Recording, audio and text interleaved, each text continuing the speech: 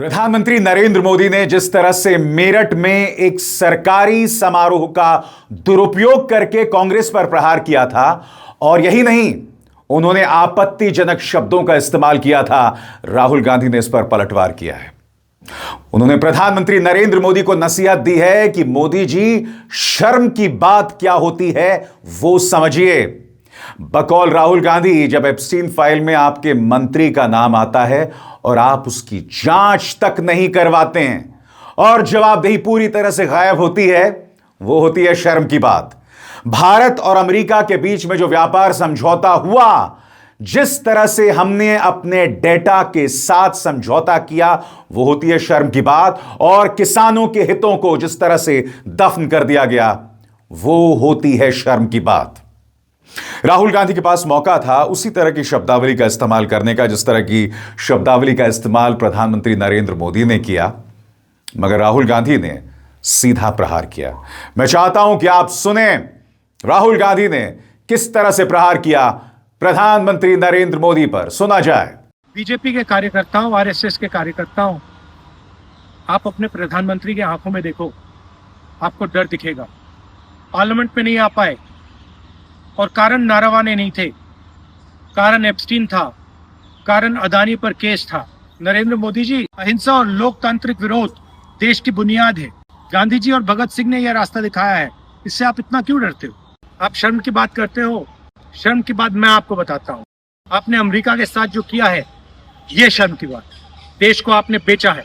पहली शर्म की बात, जो यूएस के साथ आपने ट्रेड डील की है, जिसमें हिंदुस्तान को कुछ नहीं मिला और हमारा पूरा देश आपने अमेरिका को बेच दिया है। हमारे देश का डेटा दे दिया, किसानों को खत्म कर दिया, टेक्सटाइल इंडस्ट्री बर्बाद कर दी। ये शर्म की बात। दूसरी शर्म की बात, एप्स्टीन जो पीडोफाइल है, उसकी फाइलों में, उसकी ईमेल में आपका नाम, आपके मंत्रियों का नाम और आपके दोस्तों का नाम, तीनों का एक साथ आ रहा है। यह है दूसरी शर्म की बात। और तीसरी शर्म की बात, अदानी पे जो केस चल रहा है, पूरा देश जानता है कि वो अदानी पर नहीं, बीजेपी और आपके फाइनेंशियल आर्किटेक्चर पर केस है। और पूरा देश जानता है, पूरी रात आप सो नहीं पाते हो जब आप सोचते हो कि अदानी केस का क्या होगा। मोदी जी, जो आप अपने मित्रों के लिए, अनिल अंबानी, अदानी, और अपने लिए उचित समझते हो, वो आप करो। हम देश की रक्षा करते हैं, हम किसानों की रक्षा करते हैं, हम मजदूरों की रक्षा करते हैं, स्मॉल एंड मीडियम इंडस्ट्री की रक्षा करते हैं और देश की डेटा की रक्षा करते हैं। हम संविधान के लिए लड़ रहे हैं। कांग्रेस पार्टी के बब्बर शेरों, कार्यकर्ताओं, आपको डरना नहीं है, एक कदम पीछे हटना नहीं है। धन्यवाद। तो देखा आपने, और कांग्रेस कहीं ना कहीं प्रधानमंत्री पर एक और मुद्दे पर हमला कर रही है, और मैं आपको बताता हूं कैसे। कल का दिन भारत के लिए गर्व का मौका था, क्योंकि एक भारतीय डॉक्यूमेंट्री को ब्रिटिश अवार्ड्स में सम्मान मिला था। आपकी स्क्रीन पर दोस्तों आप देख सकते हैं, बैफ्टा में children's and family film category में बूंग नाम की एक फिल्म को सम्मान मिला था। बैफ्टा ने उसे सम्मान दिया था। अब दिलचस्प बात यह है दोस्तों, ये जो बूंग फिल्म है, ये मणिपुर की पृष्ठभूमि पर बनी हुई फिल्म है। प्रधानमंत्री नरेंद्र मोदी इसको लेकर बधाई देते हैं। कांग्रेस सवाल पूछ रही है कि मणिपुर में जब आग लगी हुई थी, एक अरसे तक प्रधानमंत्री उस पर खामोश रहे। सबसे शॉकिंग बात, आज तक प्रधानमंत्री मणिपुर नहीं गए। तो स्वाभाविक सी बात है, प्रधानमंत्री मणिपुर से जुड़ी एक फिल्म को बधाई तो देते हैं, मगर मणिपुर के जो असल मुद्दे हैं उस पर खामोश रहते हैं। कांग्रेस कह रही है यह है शर्म की बात। क्योंकि आप देख सकते हैं दोस्तों, प्रधानमंत्री नरेंद्र मोदी ने इस फिल्म को बधाई दी है। Congratulations to all associated with this film. This is indeed a moment of immense joy, especially for Manipur. It also highlights the immense creative talent in our nation. यहां पर प्रधानमंत्री बधाई दे रहे हैं सबको, खासतौर से मणिपुर को। मैं आपसे समझना चाहता हूं प्रधानमंत्री कि मणिपुर को लेकर आपकी क्या जवाबदेही है, आपके मुख्यमंत्री की क्या जवाबदेही है। मणिपुर में इतनी बड़ी घटना हो गई, बड़े पैमाने पर लोग मारे गए, किसी की गर्दन पर तलवार नहीं लटकी, किसी की जवाबदेही नहीं हुई। सही मायने में यही तो शर्म की बात है।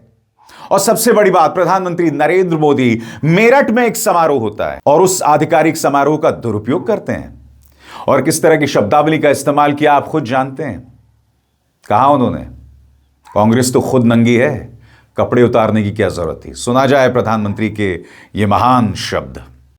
मैं कांग्रेस वालों को पूछता हूं, देश तो जानता है आप पहले से ही नंगे हो, फिर कपड़े उतारने की जरूरत क्या पड़ी। राहुल गांधी के इस बड़े बयान पर भारतीय जनता पार्टी सरकार ने पलटवार किया है। संसदीय कार्य मंत्री किरण रिजिजू का बयान आपके स्क्रीन पर। उन्होंने कहा, राहुल गांधी जी, भारत को किस बात पर शर्म आती है जब आप विदेशी धरती से भारत को बदनाम करते हैं। नंबर 2, जब आप भारत को एक मृत अर्थव्यवस्था कहते हैं। नंबर 3, जब आप कहते हैं कि भारतीय लोकतंत्र मर चुका है। नंबर 4, जब आप भारत विरोधी गिरोह के साथ काम करते हैं। नंबर 5, जब आप पाकिस्तान की भाषा बोलते हैं। अब किरण रिजिजू ने जो बात कही, इनमें से कोई भी बात तथ्यों पर आधारित नहीं है। याद कीजिएगा, अभी 2 ही दिन पहले प्रेस कॉन्फ्रेंस में उन्होंने राहुल गांधी के बारे में एक झूठी बात कही थी। कहा था कि राहुल गांधी ने विदेशी ताकतों से भारत में दखल देने की बात कही थी, जो सरासर झूठ थी। पहले सुनिए किरण रिजिजू ने क्या कहा। और यूरोप में जाकर के, दक्षिण अमेरिका में जाकर के, अमेरिका में कहीं भी जाकर के वहां भारत का खिलाफ उकसाते रहते हैं, भारत विरोधी ताकतों के साथ तालमेल बनाए रखते हैं और विदेश में कहते हैं कि आप इंटरवीन करो भारत का अंदरूनी मामले में, आप यहां आकर के इंटरवेन करना चाहिए। यानी कि हमारा संप्रभुता, हमारा सॉवरेनिटी को अटैक करने के लिए राहुल गांधी आह्वान देते हैं।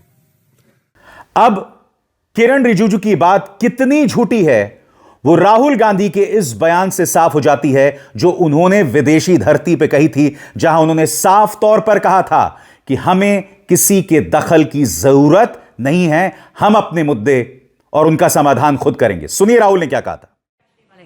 Mr. Gandhi, thank you for your candor and your plain speaking. You've spoken about democracy in trouble.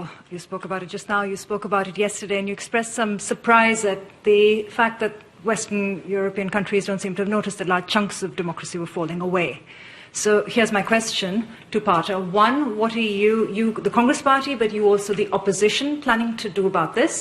And part 2, what would you like London, Paris, Berlin, all the other capitals, the governments and the people to do about this?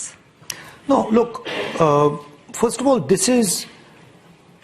it's our problem, right? It's an internal problem, it's an Indian problem, and the solution is going to come from inside, it's not going to come from outside. और आगे बढ़ने से पहले एक जरूरी संदेश, मेरे कार्यक्रमों के लिए आप नोटिफिकेशन का इंतजार मत कीजिए, मेरे चैनल में जाइए और खुद जाकर कार्यक्रम देखिए और रहिए अपडेटेड। जैसे मैंने कहा दोस्तों, ये एक आधिकारिक समारोह था। प्रधानमंत्री ने उस गरिमा का उल्लंघन किया, वो वहां नहीं रुके। उसके बाद शब्दावली, जिस तरह की शब्दावली का इस्तेमाल किया हमने देखा। मगर दोस्तों, ये प्रधानमंत्री नरेंद्र मोदी हैं। याद कीजिएगा, बिहार के चुनावों में उनकी शब्दावली किस तरह से बिगड़ जाया करती थी। हाल ही के जो बिहार के चुनाव हुए थे, प्रधानमंत्री नरेंद्र मोदी वहां कट्टा शब्द का इस्तेमाल कर रहे थे, और फिर याद कीजिएगा मुजरा शब्द का इस्तेमाल किया था। मगर प्रधानमंत्री नरेंद्र मोदी का यह पूरा रिकॉर्ड हो गया है। सीधी सी बात है, मेरठ में जो समारोह था वो एक आधिकारिक समारोह था, मगर प्रधानमंत्री नरेंद्र मोदी इस कदर बौखलाए हुए हैं, इस कदर नाराज हैं कांग्रेस से कि उन्होंने एक आधिकारिक समारोह की गरिमा का उल्लंघन किया, उसको छिन्न भिन्न कर दिया। इसलिए राहुल गांधी उनसे पूछ रहे हैं कि समझिए शर्म की क्या बात है। और जहां तक दोस्तों आप मुझसे पूछना चाहेंगे, हर गुजरते दिन के साथ भारतीय जनता पार्टी के नेता, उनके मंत्री, उनकी सीख, वो सबक अब सड़कों पर दिखाई दे रही है जहर के तौर पर। इन्हें अपना वजूद बचाना है, लिहाजा इस वजूद को भाजपा कैसे बचा रही? इनके नेता अनर्गल बयान देते हैं। आपको याद होगा, राजस्थान की यह तस्वीर सामने उभर कर आई थी। उनके एक सांसद कंबल बांट रहे थे। एक मुसलमान औरत को देखा और कहा कि तुम्हें कंबल नहीं मिलेंगे क्योंकि जो लोग मोदी को गाली देते हैं, यानी मुसलमान, उन्हें कंबल नहीं दिए जाएंगे। फिर Vijay Sinha, deputy chief minister, कल इनका बयान था कि शैक्षणिक संस्थानों और धार्मिक संस्थानों, स्कूल्स कॉलेजेस के बाहर मीट नहीं बिकेगा, मछली नहीं बिकेगी। अगर आप शाकाहारी हैं तो आप एक राज्य की जनता पर उसे नहीं थोप सकते। बिहार कुपोषण का शिकार रहा है। बिहार के बच्चों को जरूरत है प्रोटीन की, और आपका यह रवैया मीट और मछली के खिलाफ बच्चों के हित में कतई नहीं है। मत भूलिए, राजस्थान के ही इनके एक और शिक्षा मंत्री ने मंच पर खड़े होकर कहा था कि जो लोग गाय का दूध पीते हैं वो बहुत ही चालाक और चतुर निकलते हैं, और जो भैंस के दूध पीते हैं उनकी मति भ्रष्ट होती है।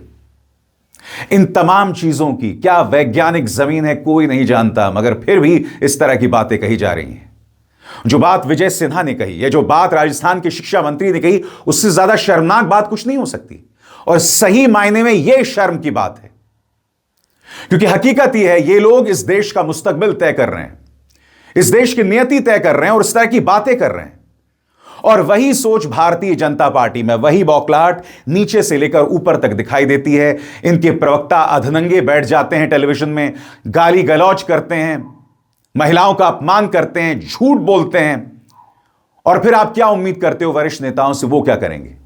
वरिष्ठ नेताओं में कोई जवाबदेही नहीं, और जवाबदेही के नाम पर अनर्गल बातें करना। एक राज्य का डिप्टी चीफ मिनिस्टर यह कहे कि भाई हम शैक्षणिक संस्थानों के बाहर मीट और मछली की बिक्री नहीं करेंगे, भैंस और गाय के दूध का फर्क बताना,